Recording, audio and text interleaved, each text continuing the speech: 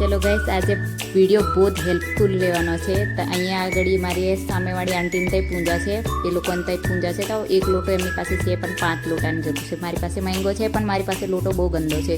તો ચલો આપણે એને કંઈક જુગાર લગાવીએ અને કંઈક તેને સારું કરવાની ટેકનિક કરીએ તો જોડે રહેજો બહુ મસ્ત વિડીયો બનવાનો છે જોજો તમને બહુ મતલબ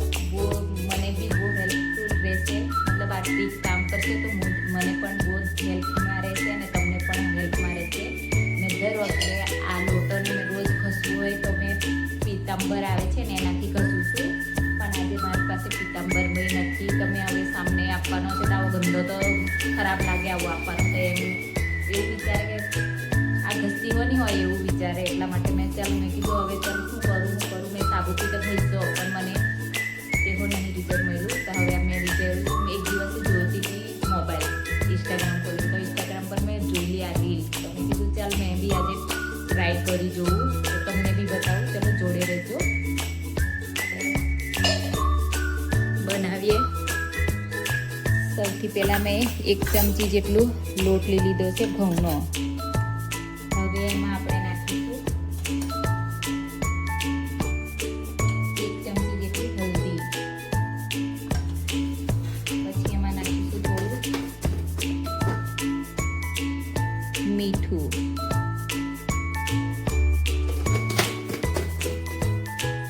પછી આપણે નાખીશું એમાં લીંબુ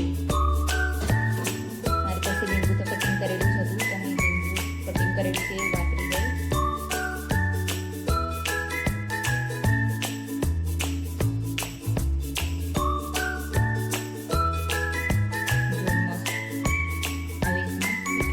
લીંબુ જેટલું નીચાર દેવાનું અંદર તમારી પાસે હોય જેટલું હોય એટલું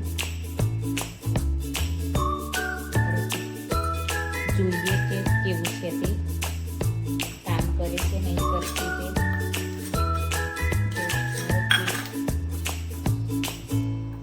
થોડો લીંબુનો રસ ઓછો પડે તો થોડું પાણી પી નાખી શકો છો અહીંયા મેં પાણી નાખ્યું છે થોડું હવે મસ્ત એને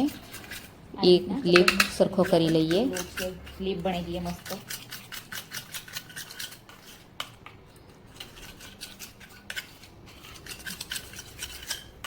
જો પ્લેટ બનીને રેડી થઈ ગયા છે ચલો હવે આપણે યુઝ કરી દેખીએ કામ કરે છે કે નહીં કરતો તે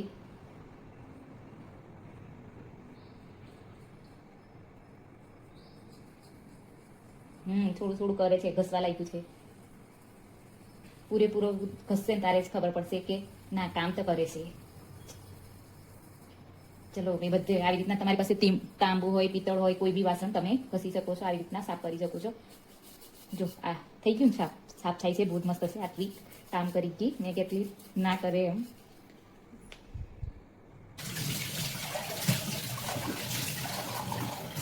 વાવ ગાઈસ બહુ જ મસ્ત છે આટલી ટચ